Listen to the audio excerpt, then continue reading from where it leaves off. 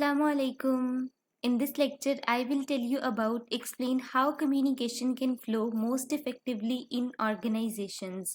Organisation के अंदर communication किस तरह इफेक्टिवली फ्लो करती है, आज के इस लेक्चर के अंदर हम लोग इस क्वेश्चन को डिस्कस करेंगे। जब दो या दो से ज़्यादा लोग आपस में बातचीत कर रहे हैं, ठीक है, मैसेजेस ट्रांसफ़र कर रहे हैं, तो ये क्या है? कम्युनिकेशन है। अब कम्युनिकेशन वर्बल भी हो सकती है, कम्युनिकेशन नॉन वर्बल भी हो सकती है, लेकिन ये क्या है? कम्युनिकेशन है। Formal versus informal communication within an organization. Formal versus informal communication organization के अंदर क्या है? ठीक है, फॉर्मल कम्युनिकेशन क्या है? It refers to communication that take place within prescribed organizational work arrangements. Formal communication कौन सी कम्युनिकेशन है जो कि ऑर्गेनाइजेशन की प्रिस्क्राइब्ड वर्क अरेंजमेंट्स के अंदर होगी, वो फॉर्मल कम्युनिकेशन कहलाएगी। यानी ऑर्गेनाइजेशन ने पहले से ही सेट किया हुआ है कि वो इस तरह के चैनल्स को यूज़ करेगी, ठीक है, कम्युनिकेशन का फ्लो इस तरह से होगा, ठीक है, हम लोग इस तरह के रूट्स को फॉलो करेंगे, यानी हर चीज़ जो है वो प्री डिफाइंड है, हम लोगों ने सेट की हुई है। तो वहाँ पर जो कम्युनिकेशन होगी वो फॉर्मल कम्युनिकेशन होगी। For example, when a manager ask an employee to complete a task, ठीक है, जब मैनेजर जो है वो एम्प्लॉय को कहता है कि अपना काम मुकम्मल करो, दैट्स फॉर्मल कम्युनिकेशन। तो यहाँ पर कौन सी कम्युनिकेशन हो रही है? फॉर्मल कम्युनिकेशन हो रही है, बिकॉज एक आपने हायरार्की सेट की हुई है, ठीक है, एक चेन ऑफ कमांड सेट किया हुआ है कि मैनेजर ही एम्प्लॉय को हुक्म दे सकता है, कमांड दे सकता है, ठीक है, कि तुम ये काम अपना कंप्लीट करो। तो ये नहीं, ये रूल्स एंड रेगुलेशंस है ना ऑर्गेनाइजेशन के। तो यहाँ पे कौन सी कम्युनिकेशन हो रही है? फॉर्मल कम्युनिकेशन हो रही है। इनफॉर्मल कम्युनिकेशन फॉर्मल कम्युनिकेशन की उल्ट है, ठीक है, यानी फॉर्मल कम्युनिकेशन के अंदर हम लोग रूल्स एंड रेगुलेशंस की बात कर रहे हैं, ठीक है, एक स्ट्रक्चरल हायरार्की की बात कर रहे हैं, एक चेन ऑफ कमांड की बात कर रहे हैं, लेकिन इनफॉर्मल कम्युनिकेशन के अंदर ऐसा कुछ भी नहीं है, ठीक है। It is organizational communication not defined by the organization structural hierarchy, ठीक है। ये एक ऐसी ऑर्गेनाइजेशनल कम्युनिकेशन है जो कि ऑर्गेनाइजेशनल स्ट्रक्चरल हायरार्की डिफाइन नहीं करती, ठीक है, यानी इसके अंदर कोई चेन ऑफ कमांड नहीं है, ठीक है, इसके अंदर कोई स्पेसिफिक स्ट्रक्चरल हायरार्की नहीं है, ठीक है, यानी लोग जो है वो आपस में कभी भी किसी भी वक्त एक दूसरे से बात कर सकते हैं, ठीक है। When employees talk with each other in the lunch room as they pass in hallways और as they are working out at the company wellness facility, they engage in informal communication. जब एम्प्लॉयज एक दूसरे के साथ बातचीत कर रहे होते हैं लंच रूम के अंदर, या जब वो हॉलवे से गुजर रहे होते हैं, तो एक दूसरे के साथ जब उनका सामना होता है तब वो बातचीत करते हैं, या वो कंपनी की वेलनेस फैसिलिटी के अंदर जो काम कर रहे हैं। सो ये सब क्या है कि एम्प्लॉयज जो हैं वो इंगेज हुए हुए हैं इनफॉर्मल कम्युनिकेशन में, ठीक है। इनफॉर्मल कम्युनिकेशन यानी ऐसी कम्युनिकेशन जिसको करने के लिए आपको कोई रूल्स एंड रेगुलेशंस को फॉलो नहीं करना पड़ेगा, ठीक है, यानी वो आप कभी भी कर सकते हैं, ठीक है, और उसके लिए आपको कोई डिफाइंड रूल्स एंड रेगुलेशंस का सामना नहीं करना पड़ेगा, कोई चेन ऑफ कमांड नहीं है, कोई स्ट्रक्चरल हायरार्की नहीं है, ठीक है, हर चीज़ जो है वो आप अपनी मर्जी के अकॉर्डिंग कर सकते हैं इनफॉर्मल कम्युनिकेशन के अंदर, लेकिन फॉर्मल कम्युनिकेशन इससे उल्ट है, ठीक है।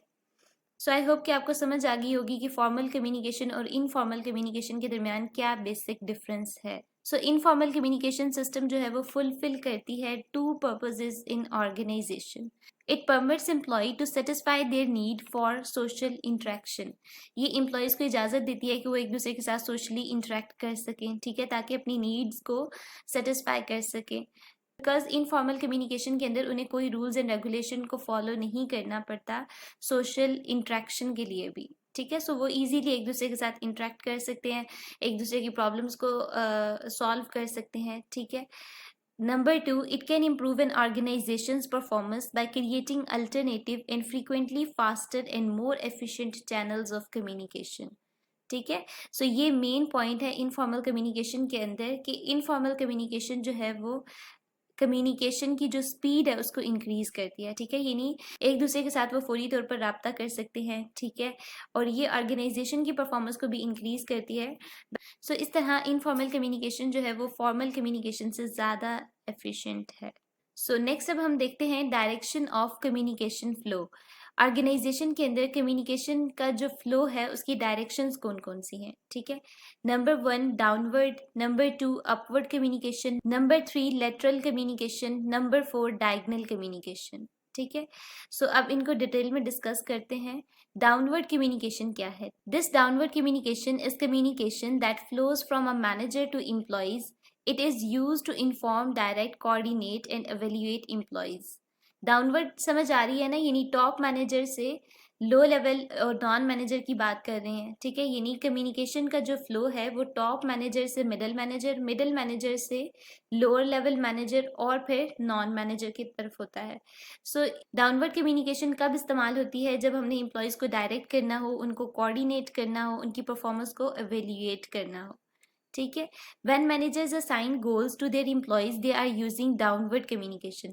जब भी मैनेजर्स जो हैं वो अपने एम्प्लॉयज़ को बताएंगे कि आपके ये टास्क है, आपने इन गोल्स को अचीव करना है, ये टाइम है, ठीक है, इस तरह की सारी डिटेल्स टास्क से रिलेटेड जब भी वो इन्हें बता रहे होंगे, गाइडलाइन दे रहे होंगे, तो वहाँ पर कौन सी कम्युनिकेशन हो रही होगी? वो डाउनवर्ड कम्युनिकेशन हो रही होगी, ठीक है। बिकॉज जो फ्लो है वो टॉप मैनेजर से लोअर लेवल मैनेजर और मिडिल मैनेजर और एम्प्लॉयज की तरफ है, ठीक है।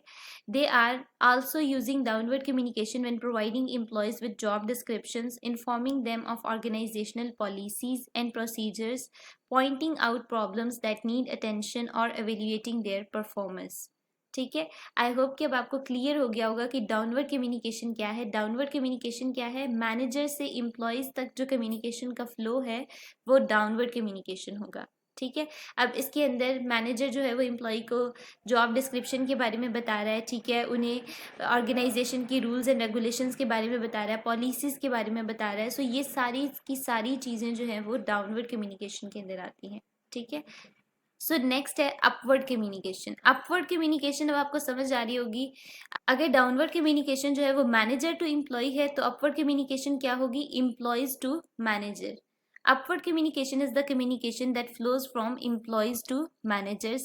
It keeps manager aware of how employees feel about their jobs, their co-workers and their organization in general. Upward communication से क्या फ़ायदा होता है मैनेजर्स को?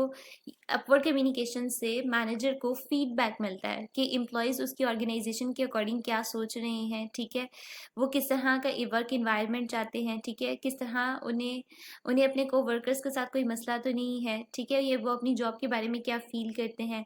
ओवरऑल मैनेजर जो है वो एम्प्लॉयज़ के मसाइल को समझने के लिए अपवर्ड कम्युनिकेशन का इस्तेमाल करता है ऑर्गेनाइजेशन के अंदर। Managers also rely on upward communication for ideas on how things can be improved. हम लोगों ने लास्ट लेक्चर्स के अंदर एक टर्म पढ़ी थी, फीडबैक।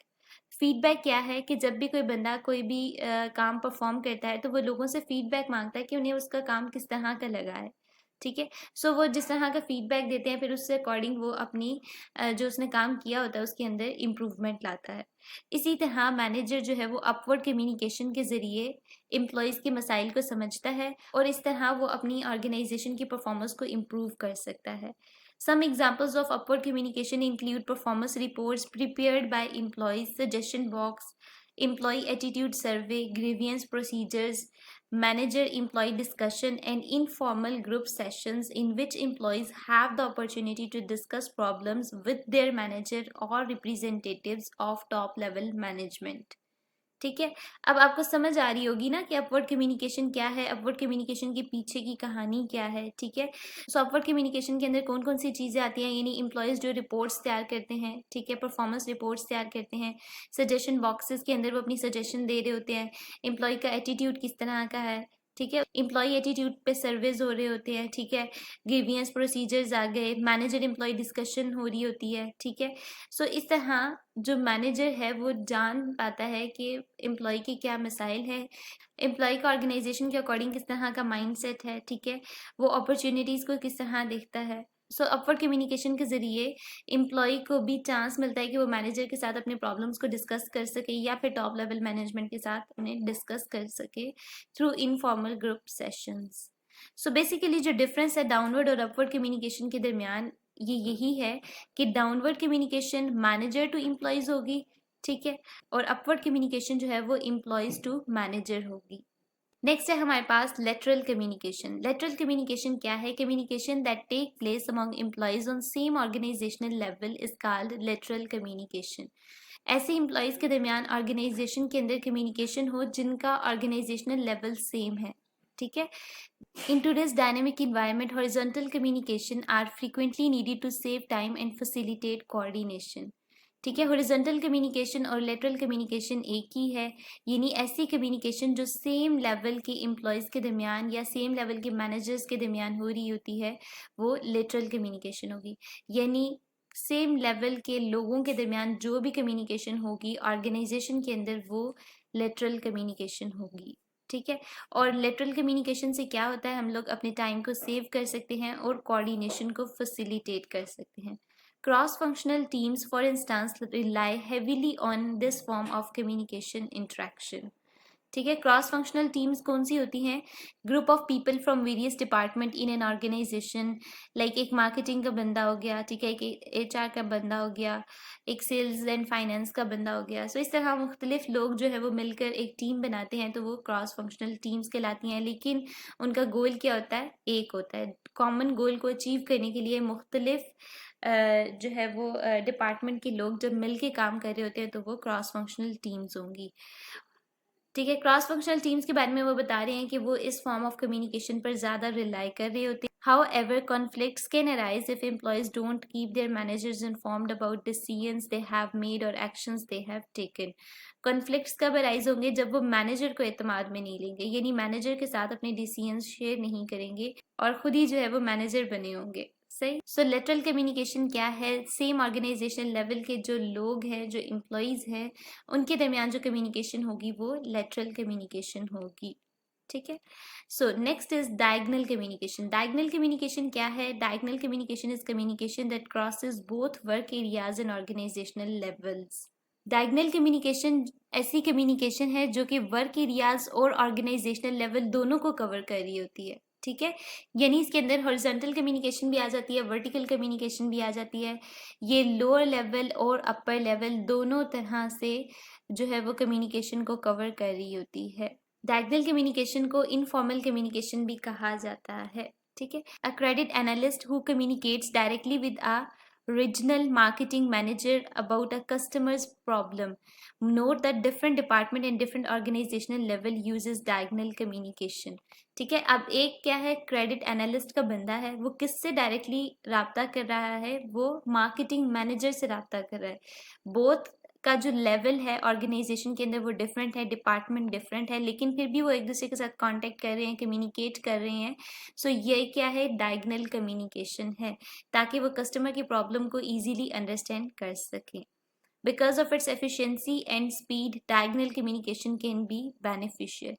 इसकी एफिशिएंसी और स्पीड की वजह से डायगनल कम्युनिकेशन को वो क्या कह रही है? बेनिफिशियल है ये। ठीक है। सो आई होप कि अब आपको समझ आ गई होगी कि डायगनल कम्युनिकेशन क्या है। डायगनल कम्युनिकेशन ऐसी कम्युनिकेशन है जो कि अपर लेवल और लोअर लेवल, ठीक है, हॉरिजॉन्टल और वर्टिकल कम्युनिकेशन को कवर कर रही है। डायगनल कम्युनिकेशन ऐसी कम्युनिकेशन है जिसके अंदर कोई भी स्पेसिफिक स्ट्रक्चरल हायरार्की नहीं है, कोई चेन ऑफ कमांड नहीं है। लोग जो है वो डिफरेंट लेवल के लोग ऑर्गेनाइजेशन के अंदर एक दूसरे के साथ कम्युनिकेट कर सकते हैं और इसी तरह की कम्युनिकेशन की वजह से डायगनल कम्युनिकेशन जो है वो एफिशिएंट है। सो आई होप कि आपको समझ आ गई होगी कि डाउनवर्ड कम्युनिकेशन में क्या है? Communication flow from manager to employees. इसी तरह अपवर्ड कम्युनिकेशन के अंदर क्या है? Communication flows from employees to manager. फिर लेटरल कम्युनिकेशन के अंदर क्या है कि communication take place among employees on same organizational level. और डायगनल कम्युनिकेशन के अंदर communication that crosses both work areas and organizational level. Next है हमारे पास types of communication networks. Communication networks की कितनी टाइप्स हैं? Chain network, wheel network and all channel network.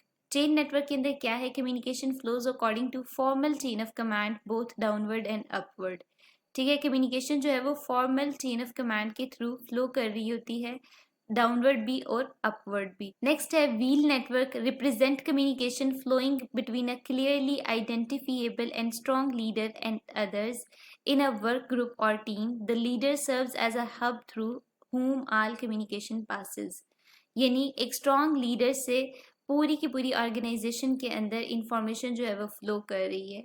ठीक है, सो ये क्या होगा, व्हील नेटवर्क होगा, यानी लीडर जो है वो सेंट्रल पॉइंट है उसका, और कम्युनिकेशन जो है वो आउटवर्ड जो है वो फ्लो कर रही है।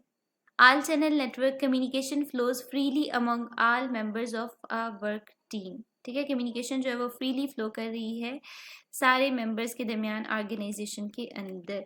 ठीक है, सो अब आपका कंसेप्ट मजीद क्लियर हो जाएगा इस डायग्राम से। सो चेन नेटवर्क के अंदर वो बता रहे हैं कि कम्युनिकेशन जो है वो अपवर्ड और डाउनवर्ड दोनों तरह से फ्लो कर रही है। सो यहाँ से आप देखें कि एरो जो है वो बाई डायरेक्शनल है, यानी डाउनवर्ड टू अपवर्ड भी जा रही है और अपवर्ड टू डाउनवर्ड भी जा रही है।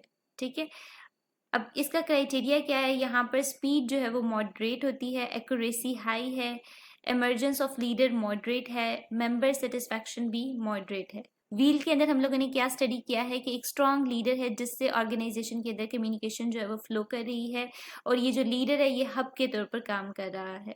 यहाँ पर भी अब जो एरोज है वो बाई डायरेक्शनल है, यानी जिस एम्प्लॉय तक वो इन्फॉर्मेशन पहुंच रही है वो भी उस लीडर से डायरेक्टली कम्युनिकेट कर सकता है। यहाँ पर जो क्राइटेरिया है स्पीड का वो फास्ट है, एक्यूरेसी हाई है, इमरजेंस ऑफ लीडर हाई है, मेंबर सेटिस्फैक्शन हमारे पास क्या है, लो है। बिकॉज एक पर्सन से पूरी ऑर्गेनाइजेशन के अंदर कम्युनिकेशन फ्लो हो रही है, सो हर पर्सन जो है वो उससे डायरेक्टली कम्युनिकेट नहीं कर पाएगा, किसी को उसकी बात सही से समझ आएगी नहीं आएगी, सो यहाँ पर सेटिस्फैक्शन जो है वो लो है। आल चैनल के अंदर क्या है, आल चैनल के अंदर यानी हर पर्सन जो है वो एक दूसरे के साथ डायरेक्टली कम्युनिकेट कर सकता है। ठीक है, सो यहाँ पर क्राइटेरिया क्या है, स्पीड फास्ट है, एक्यूरेसी मॉडरेट है, इमरजेंस ऑफ लीडर नन है, और मेंबर सेटिस्फैक्शन क्या है, हाई है। ठीक है, सो ये है organizational communication networks. So short question में इनकी डेफिनेशंस पूछी जा सकती हैं, इनका डिफरेंस आ सकता है, सो आपने इसको अच्छे से प्रिपेयर करना है। आई होप कि आपको इस क्वेश्चन की बहुत अच्छे से समझ आ गई होगी। कोई भी क्वेश्चन हो, कोई भी क्यूरी हो, आप लोग कमेंट्स के अंदर पूछ सकते हैं। Don't forget to subscribe this channel for more interesting management lectures. Happy learning.